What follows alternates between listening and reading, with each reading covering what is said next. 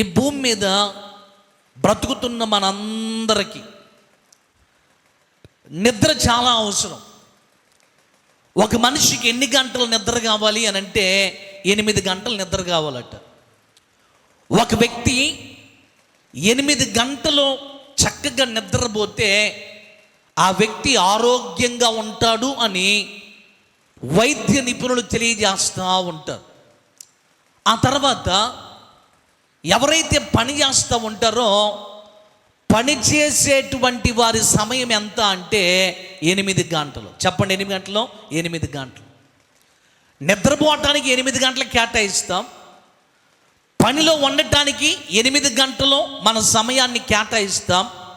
కానీ ప్రభువును స్తుతించడానికి మాత్రం కొంతమంది 1 నిమిషాన్ని కూడా కేటాయించలేదు.